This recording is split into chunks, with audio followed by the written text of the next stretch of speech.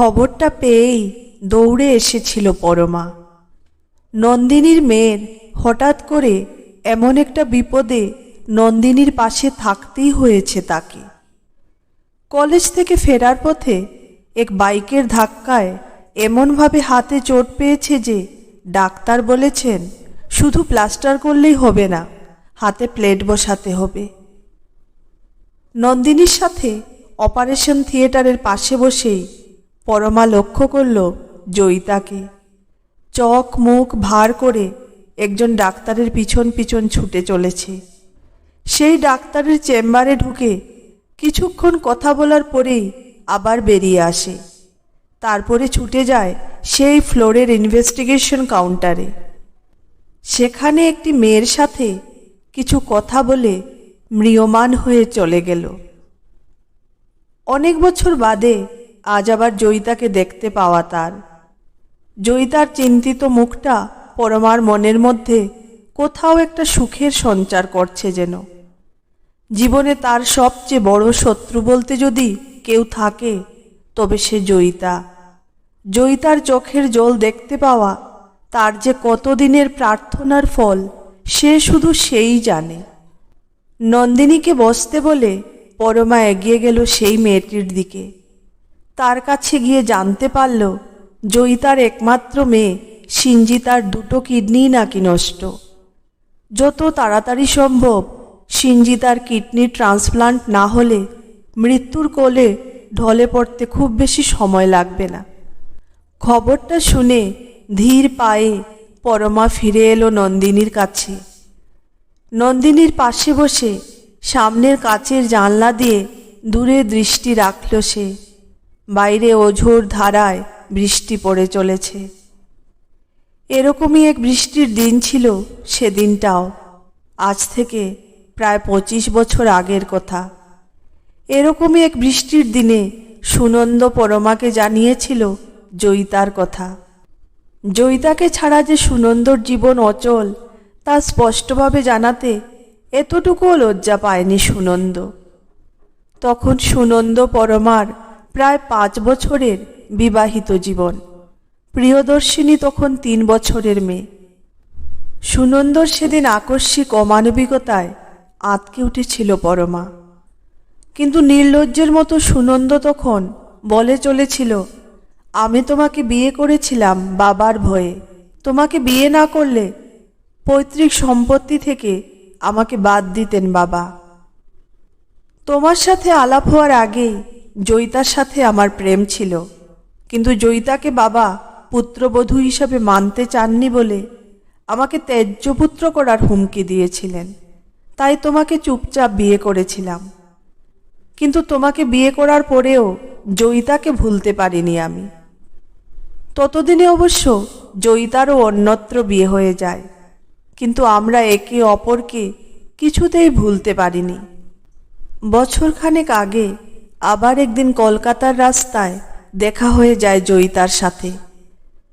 জয়িতা তখন একটা 1 বছরের সন্তানকে নিয়ে দিশেহারা বিধবা। নিজের ভালোবাসাকে কষ্টে থাকতে দেখতে পারিনি আমি। জয়িতা আমার জীবনে ফিরে আসতে চায়, বলে তুমি ছাড়া আমার কপালে সুখ নেই সুনন্দ। তাই তো বিয়ে করেও সুখী হতে পারলাম না। তোমায় ভুলতে পারিনি বলেই স্বামীকে উজাড় করে ভালোবাসতে পারিনি। তাই তো ঈশ্বর তাকে নিয়ে গেল আর তোমাকে ফিরিয়ে দিল আমার জীবনে। আমায় আর কাছছাড়া করো না তোমার, তাহলে এবার বোধহয় আর বাঁচব না আমি। সেই মুহূর্তটাকে ধরে রাখতে জয়িতাকে নিয়ে উঠলাম এক হোটেলে। মিলন হলো আমাদের, যা আমাদের বহুদিনের কাঙ্ক্ষিত ছিল। তারপরেই ঠিক করি আমি জয়িতাকে বিয়ে করব। ভাবা মাত্র রেজিস্ট্রারের সাথে দেখা করে বিয়ের ব্যবস্থা করি। প্রায় 8 মাস হয়ে গেছে আমরা আইনত স্বামী স্ত্রী। আমার এক ভাড়া করা বাড়িতে থাকে জয়িতা আর আমাদের ছোট্ট সিঞ্জিতা। আমি অফিসের কাজে বাইরে যাওয়ার নাম করে মাঝে সাঝে সেখানে গিয়ে থাকি। এতদূর বলে সুনন্দ থামে। পরমা ধীরে ধীরে প্রশ্ন করে, এতদিন বাদে এসব কথা আমাকে শোনালে কেন? সুনন্দ নির্লজ্জতার মাত্রা ছাড়িয়ে বলল, জয়িতাকে এবার এই বাড়িতে নিয়ে আসব। এখন থেকে একসাথেই থাকবো আমরা।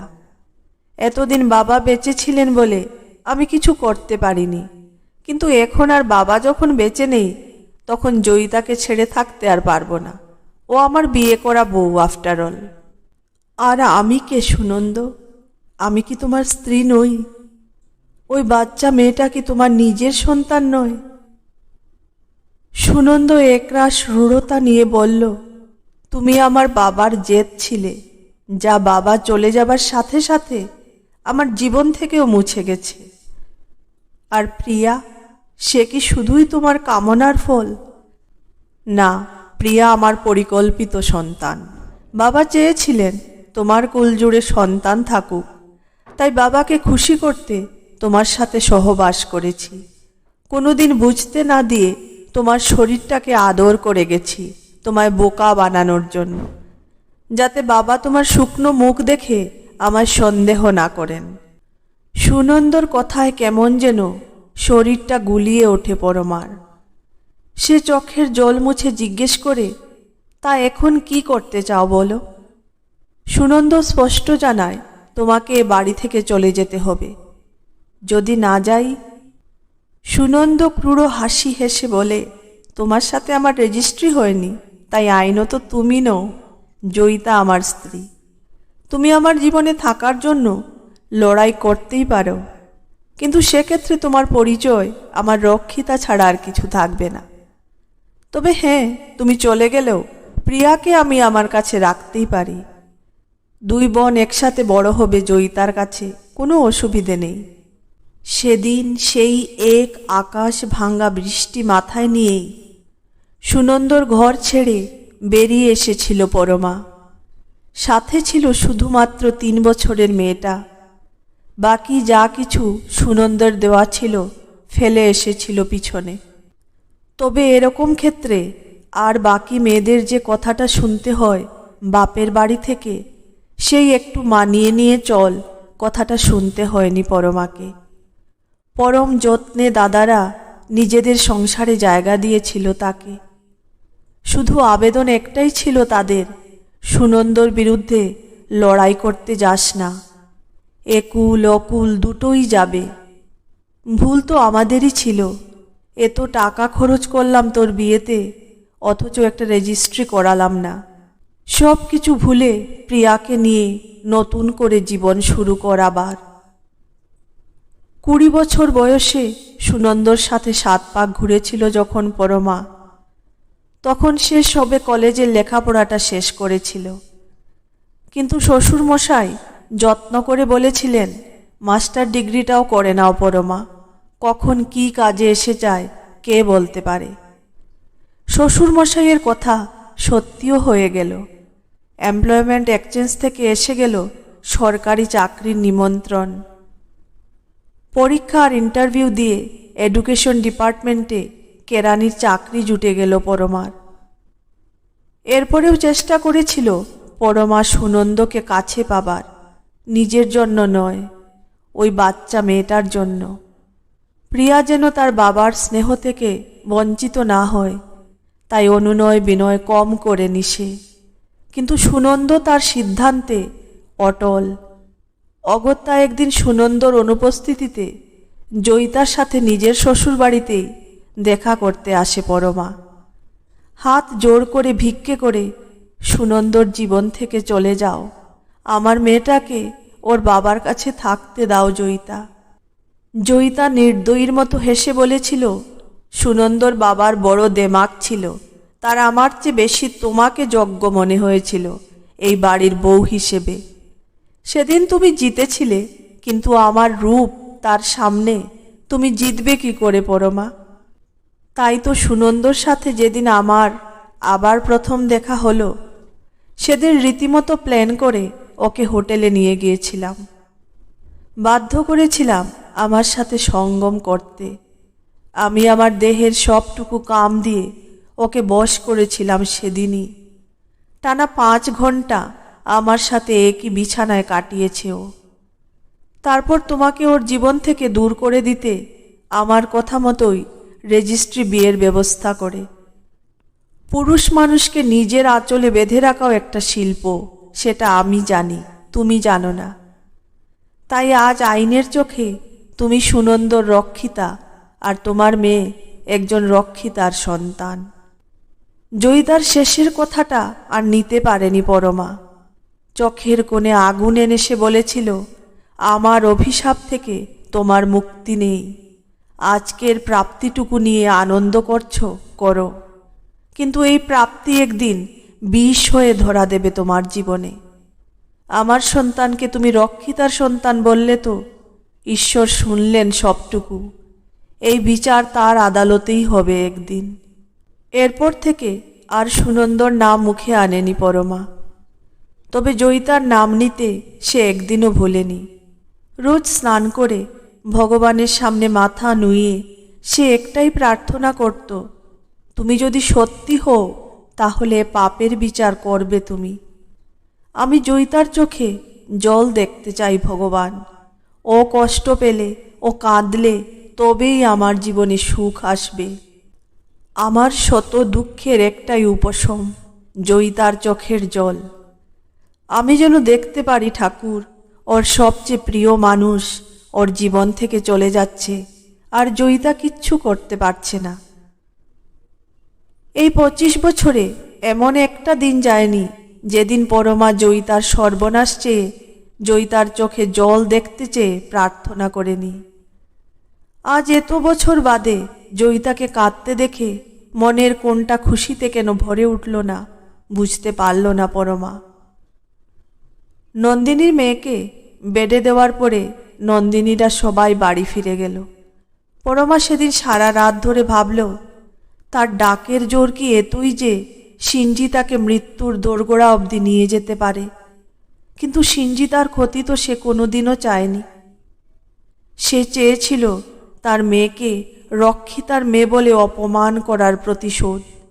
কিন্তু সে প্রতিশোধ কি কারোর প্রাণ কেড়ে নিতে চেয়েছিল? তা তো নয়। এমন সময় প্রিয়দর্শিনীর ফোন আসে। রোজ এরকম রাতেই ফোন করে সে, কারণ সে এখন হার্ভার্ড ইউনিভার্সিটিতে রিসার্চ করছে। মেয়ের আর তার সময়ে দিন রাত্রির তারতম্য, তাই মেয়ের সাথে রোজ রাতেই কথা হয় তার। প্রিয়া তার মায়ের সাথে কথা বলে বুঝল মায়ের মন ভালো নেই। সে জিজ্ঞেস করল পরমাকে, তোমার কি কিছু হয়েছে মা? পরমা অন্যমনস্কতায় বলে, একজনের পাপের ফল কি আরেকজন ভোগ করে রে? প্রিয়া স্বাভাবিকভাবে বলে, সে তো জানি না মা, তবে দিদুনকে বলতে শুনেছি এ জীবনের কর্মের ফল নাকি এ জীবনেই ভোগ করে যেতে হয়। তোর বাবার কথা তোর মনে পড়ে প্রিয়া? যে মানুষটা পৃথিবীতে নেই তাকে কেন মনে করতে যাব মা? আর সে আমার জীবনে ছিলই বা কতটুকু? বাবা বলতে যেটুকু স্মৃতি আছে সেটা তো শুধু তার শ্রাদ্ধাদি পালন করা। আমার কাছে বাবা বলে আর কি কিছু স্মৃতি আছে? পরমার মনে পড়ে 1 যুগ হয়ে গেছে সেই প্রতারক মানুষটা পৃথিবী ছেড়ে চলে গিয়েছে। তার চলে যাওয়াতে এতটুকুও কাঁদেনি সেদিন পরমা, শুধু যন্ত্রের মতো নিয়ম রক্ষা করেছিল। সুনন্দ মরে গিয়েও জয়িতাকে মেরে যায়নি। তার চাকরি, প্রভিডেন্ট ফান্ড, গ্র্যাচুইটি, বাড়ি, সম্পত্তি, ব্যাংক ব্যালেন্স সব কিছুর উত্তরাধিকারী করে গেছে জয়িতা ও তার মেয়েকে। নিজের মেয়ের জন্য ফুটো কড়িও রেখে যায়নি। প্রিয়া পূর্ণ শতাংশ স্কলারশিপ নিয়ে পড়তে গেছে, তবুও তাকে এত দূর নিয়ে আসতে কম মাথার ঘাম ফেলতে হয়নি পরমাকে। তখনও ঈর্ষায় হোক বা জয়িতার কাছে হেরে যাওয়াতেই হোক, মনে মনে জয়িতাকে সর্বশান্ত হওয়ার মনোকামনাই করেছিল সে। সেই রাতে মেয়ের সাথে খুব বেশি কথা বলল না পরমা। পরের দিন সিঞ্জি তার ডাক্তারের সাথে দেখা করে জানল মেয়ের চিকিৎসা করাতে গিয়ে জয়িতা নাকি প্রায় সর্বশান্ত হয়ে গেছে। এমনকি মাথার উপরের ছাদটাও বিক্রি করে দিতে হয়েছে। কিন্তু তবুও বোধহয় শেষ রক্ষা হবে না। খুব তাড়াতাড়ি একজন কিডনি ডোনার না পেলে হয়তো আর সিঞ্জি তাকে বাঁচানো যাবে না। ডাক্তারের সাথে কথা বলে মনের মধ্যে কোথাও একটা সন্তুষ্টি অনুভব করল পরমা। দীর্ঘ 25 বছর ধরে যে মনোবাসনা সে করে গেছে, ঈশ্বর তা অক্ষরে অক্ষরে পূরণ করেছেন। প্রিয়ার হকের যা কিছু জয়িতা কেড়ে নিয়েছিল, তার সব কিছু আবার ঈশ্বর কেড়ে নিয়েছেন ওর থেকে। এর থেকে বড় স্বস্তি আর কি আছে তার? ঈশ্বর তাকে যুদ্ধে জয়ী করে দিয়েছেন, এই তার পরম প্রাপ্তি। ডাক্তারের সাথে আরও বেশ কিছুক্ষণ কথা বলে নার্সিংহোম থেকে বেরিয়ে এলো পরমা। দিন দুয়েক বাদে প্রিয়ার সাথে ফোনে কথা বলার সময় পরমা বলল, বেশ কিছুদিনের জন্য বাইরে যাচ্ছি, যদি কথা বলতে না পারি তাহলে মেইল করে দেব তোকে, মেইলটা চেক করে নিস। তারপরে প্রায় দিন 5 কোনো কথা হলো না প্রিয়ার সাথে পরমার। একদিন হঠাৎ করে পরমার মেইল এলো প্রিয়ার কাছে। তাতে লেখা আছে, তোকে না জানিয়ে একটা কাজ করতে চলেছি, আগে থেকে বলিনি, যদি তুই আমায় বাধা দিস সেই ভয়ে। তোর কথা ফেলতে পারতাম না যে, কিন্তু এই কাজটা না করলেও যে নিজের কাছে নিজেই ছোট হয়ে যেতাম। কদিন আগে জয়িতাকে দেখলাম, ওর মেয়ের জন্য ছুটে বেড়াচ্ছে। একটা কিডনি না হলে যে ওর একমাত্র মেয়েকে বাঁচানো যাবে না। তোর ভাগের যে সম্পত্তি জয়িতা কেড়ে নিয়েছিল, তার সবটুকু বিক্রি করেও মেয়েকে সুস্থ করতে পারেনি। সারা জীবন ঈশ্বরের কাছে জয়িতার চোখের জল দেখতে চেয়ে প্রার্থনা করেছি আমি, কিন্তু কোনোদিন এটা চাইনি যে ওর সন্তান অকালে ঝরে পড়ুক। আমার ডাকের এতটা প্রাবল্যও আমি চাইনি। কিন্তু যখন অনর্থ ঘটেই গেছে, তখন ভাবলাম আমাকেই সব কিছু ঠিক করতে হবে। তাই ডাক্তারের সাথে কথা বলে নিজের মেডিকেল টেস্ট করিয়ে যখন দেখলাম সিঞ্জিতাকে আমি আমার একটা কিডনি দিতে পারবো, তখন মনস্থির করেই ফেললাম জয়িতাকে আমার অভিশাপ থেকে মুক্ত করার। আমার আর তোর সাথে হওয়া অন্যায়ের শাস্তি যখন জয়িতাকে ঈশ্বর দিয়েই দিয়েছেন, তখন বোধহয় এবার আমাদের ওকে ক্ষমা করে দেওয়াই উচিত। তাই ওর সন্তান যেন ওর বুকে থেকে যায়, তাই এমন সিদ্ধান্ত নিলাম। জানি না আমার এমন সিদ্ধান্তে তুই রাগ করবি কিনা, কিন্তু এটাও কি কম প্রাপ্তি বল? তোর জীবনের সবচেয়ে বড় শত্রুকে তুই জীবন দান করছিস। শাস্ত্রেও তো বলা আছে, ক্ষমাই পরম ধর্ম। যে মরে গেছে তাকে আর নতুন করে কি মারব? মায়ের মেইলটা বন্ধ করে ইউনিভার্সিটিতে একটা ছুটির অ্যাপ্লিকেশন করল। এখনো অনেক কাজ বাকি আছে তার দেশে ফেরার জন্য। মনে মনে হাসল প্রিয়া, মাটা কি বোকা, ভেবেই বসে আছে যে আমি রাগ করব। আমি কি করব বাবার ওই ঠুনকো সম্পত্তি নিয়ে, যেখানে আমার কাছে আমার মায়ের মতন একজন মানুষ আছেন। এটাই কি কম প্রাপ্তি নাকি আমার?